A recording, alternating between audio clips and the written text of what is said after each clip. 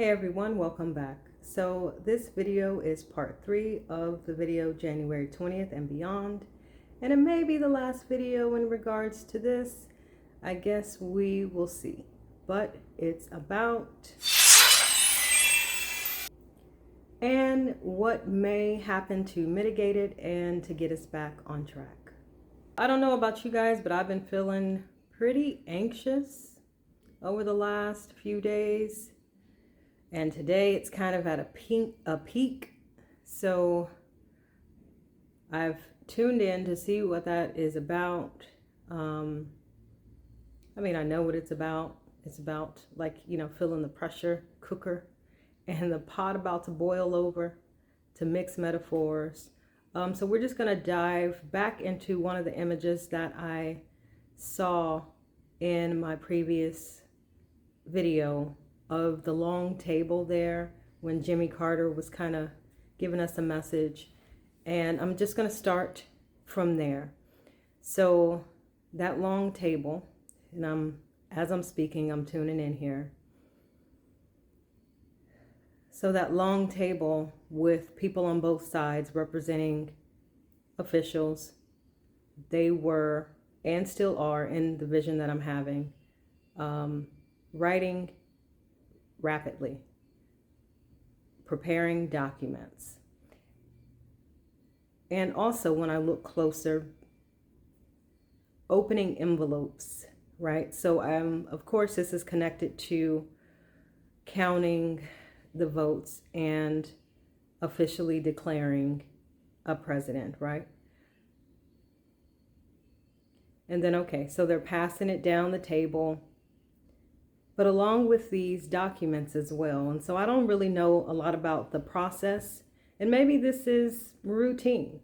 Like, I'm not sure. I'd have to go and research it. But passing the envelopes and the documents down the table, putting it in a wooden box, and then a person is walking it over to the stand. And then he begins to read the pieces one by one. But I just very clearly, and have for all of today really, and even yesterday, last night, heard Kamala very clearly saying, "Over my dead body, over my dead body." And everything about her body language in this scene is like, I am over it, what I'm seeing. It's, I want to say attitudinal. Like, y'all can say whatever the hell you want to say. Absolutely not. This is not happening. And so that's what I very much feel that she's thinking and feeling right now, and will be throughout this process. Then I see that person who was there at the podium sort of reading off of the documents that they have in that wooden box, kind of, he puts the box down, and it's dark in this place for whatever reason, kind of like a light only shining on him, spotlight.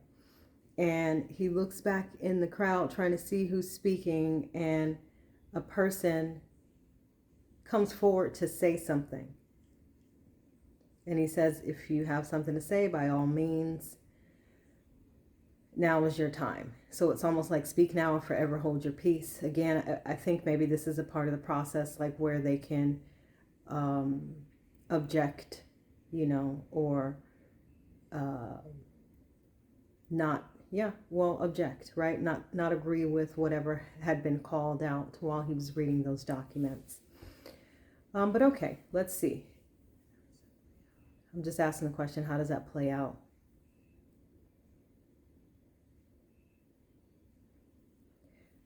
I feel like there will be many that do this, that object, but it's almost, in this room, I'm feeling grief.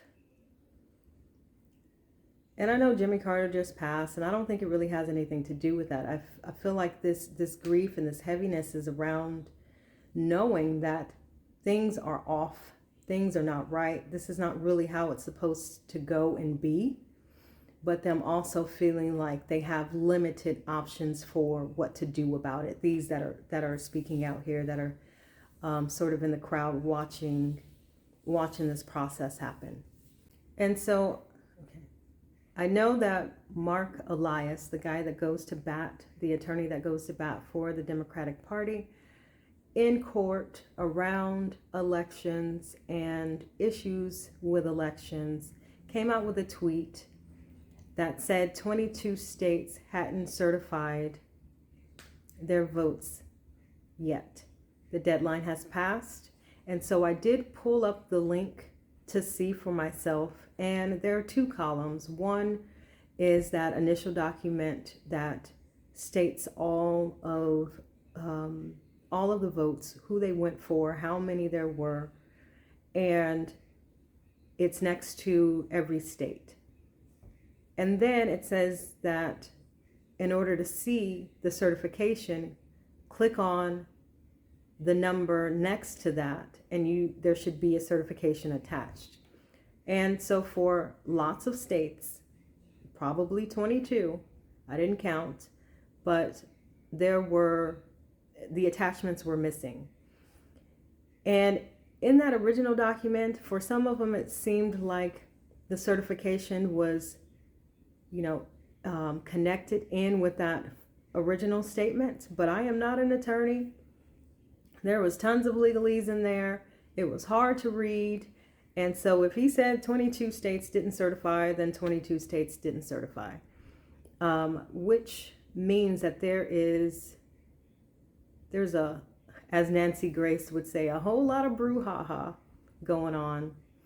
And we definitely got an issue on our hands. Now, will they be able to certify something in Congress tomorrow with those documents missing? I don't know. I mean, stranger things have happened, and I guess we will see how it goes. And when I tune into it, what I'm feeling is, I'm getting a no. But I also know that I'm really close to this outcome. And so these are the times where I try to just let it rest and not hold too tight to it, because I could be interfering with that message given how badly I want this to be true. But as for other things that I'm seeing that are happening in the room, they showed me an image of Mike Johnson chained to the podium, and he's kind of whimpering, crying, and he's saying that he's not going to leave. So I tuned in a second ago and I asked, well, what are the chains about? And I feel like that is his own doing, these chains, to where he feels like, not that it's his responsibility, but that he is in a position where he can't leave, even though people are asking him to, for the sake of maybe his own safety or what those larger consequences might be, But, well, if you dance with the devil, I mean, like, what are you really expecting? So there's that, which takes me to the next thing I want to talk about. We know Hakeem Jeffries was supposed to be the Speaker of the House, or at least a lot of the intuitives know. I can't say we all feel that way. I can't say we were all invested in it, but it felt like that was the way that things were going to go, and they were, until those last two guys got taken off into a separate room and they came back and they changed their vote. That song, Money, Money, Money, Money, that's playing in my head right now. So I don't know what they were promised or what they were told, but it's got to do with some dollars. As many of those things that are going haywire in Congress, have to do with, right? Money is the bottom line for lots of them, and it seems that this was no different. But what my guides have shown me is that there is an opportunity for him to take his place, just like there is for Kamala to take her place. Once this is all said and done, I feel like because of Mike Johnson's position and his allegiance and alliance to the orange blob, there may come a time where he's asked to step down. And at that point, Jeffries could take his place. That's what they're showing me. It's almost like, and I'm hearing it, a correction of the timeline. Not so much that we're on the wrong timeline, because this, I feel, had to happen. A lot of people are saying, "Oh, we're on the wrong timeline. We jumped timelines." They're showing me like this had to happen. The FAFO events had to happen, and this was the only way that was going to happen, because everything is a part of a larger awakening, as many have been talking about. And this was one piece of that puzzle.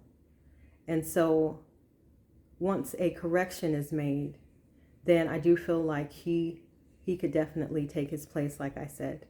Mike Johnson, though, will have an extremely tough time with that. Like I said, he's standing there kind of, weepy, crying, chained to the podium. Like, I can't go, I'm not leaving. And then they show me him after, and it almost looks like one of the tarot cards. And I don't do a lot of card reading, so I couldn't even tell you exactly which one it is, but the one where they're left out in cold. Sometimes I see it on a card where they're sitting on the edge of the bed and their hands, their faces in their hands, the person's hands, and they're just crying. And so that's what I feel like his future is very much lined up to become.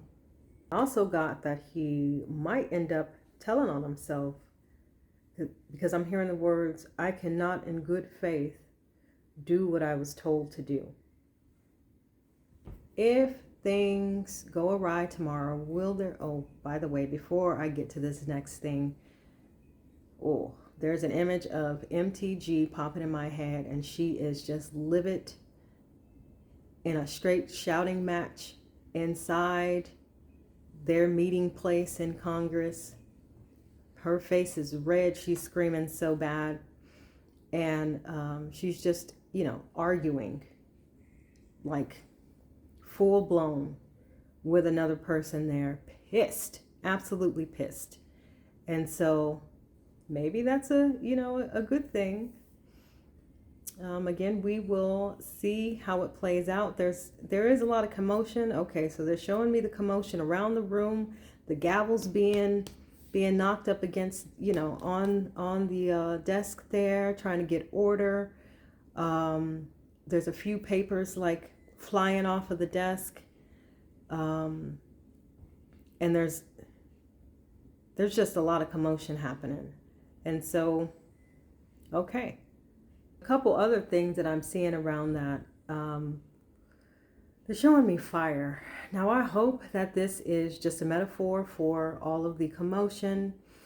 But I even saw it before with Mike Johnson, kind of like blowback. Like when you open a door and a room is on fire and all of that fire comes blowing back. Okay, reversal. That's what that is connected to. And I think maybe the reversal of him being reversal of the vote, or the reversal of him being, nominated again as the Speaker of the House. But I'm seeing it like bellowing up. So let's hope that is a metaphor. I definitely am not trying to predict any kind of literal fire. And I don't feel like it's literal. So, all right, there is that. They're also showing me, because they're trying to really make sure that I see all of the room here. They're showing me the door where, now this is an odd image. Okay, so it's like somebody peeking outside with the door ajar. You know how you like push the door out to see, ooh, is it raining? Is it, what's the weather like? And you don't open the door really all the way.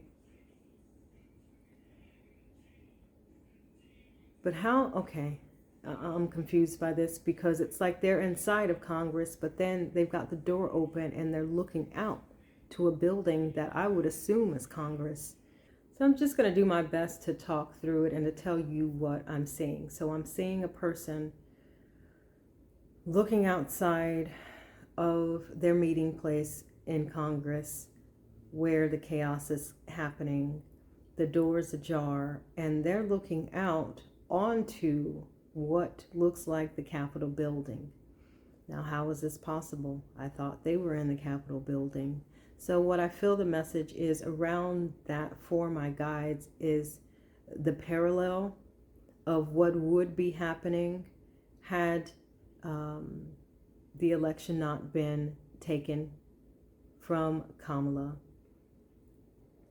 and how there would have been similar chaos on the other side as there will most likely be tomorrow or on January 6th. I'm not sure whenever you'll be watching this video, but on January 6th. So there's that message, but also there's another message about holding the vision of her being number 47 in our minds and in our thoughts, and how that helps bring it about. It just adds a little more, power behind that image and behind that desire and behind what we know is right and what we know is supposed to be our future, right? But then it's also in a position on what I call my timeline. So when things are already in motion and when things are most likely to happen, even though, lots of things are at play, lots of people are involved, free will is involved, many moving parts.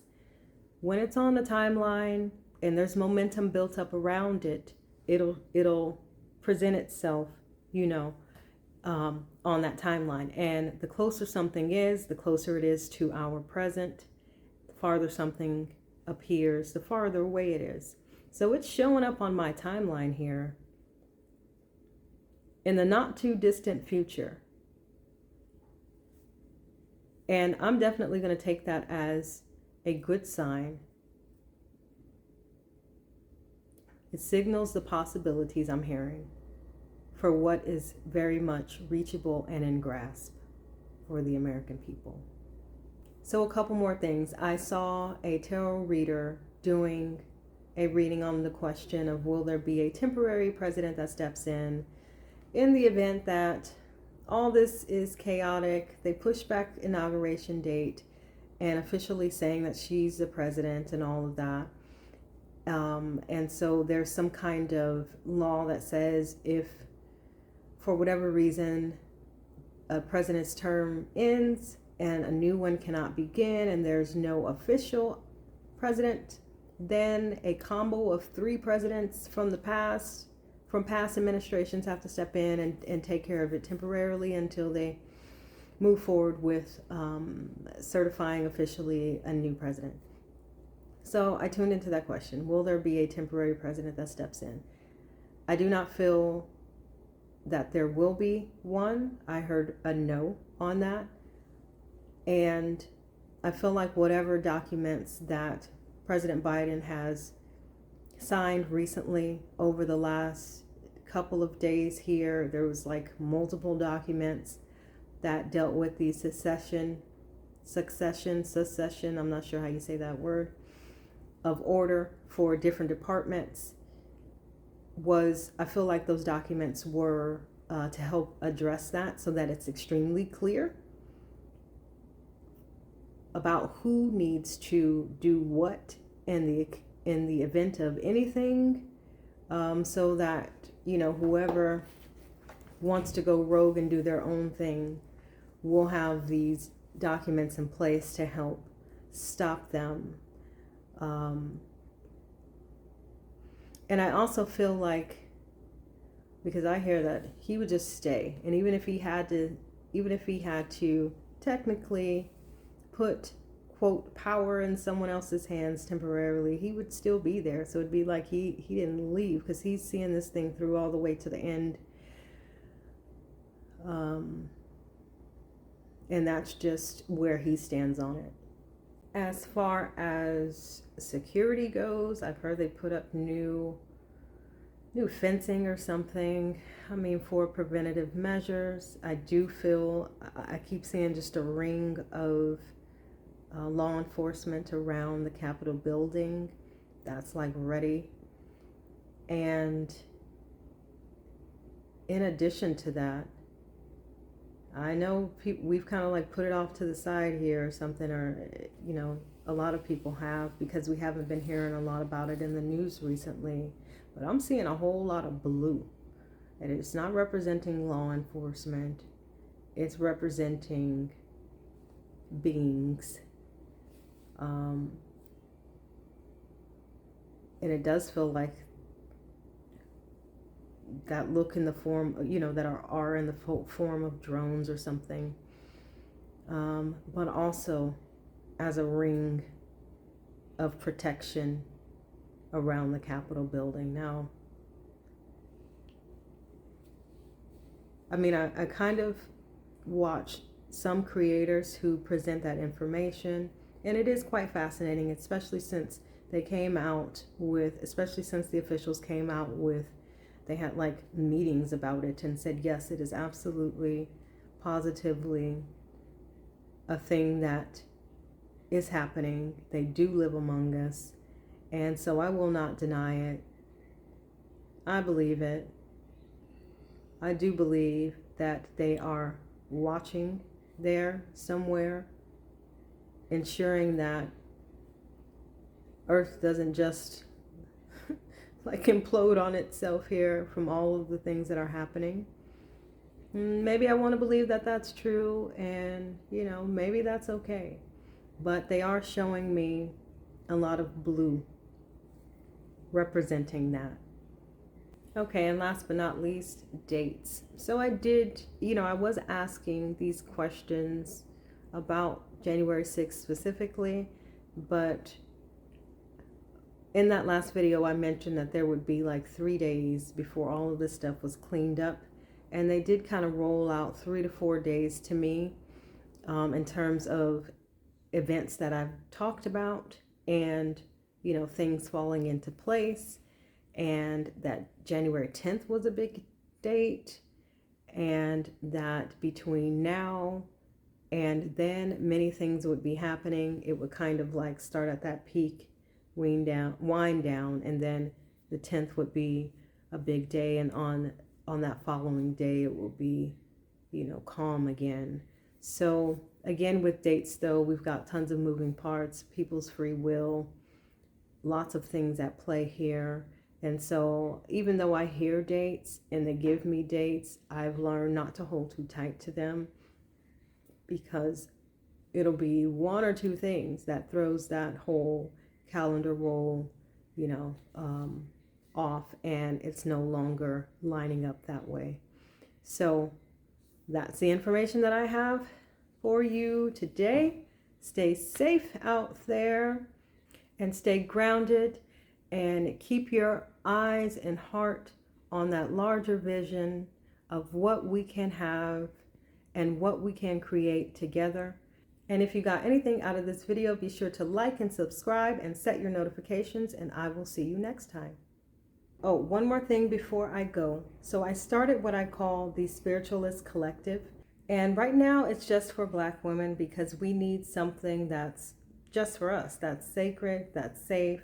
And we get together virtually and share our intuitive gifts and deepen our skills and build community.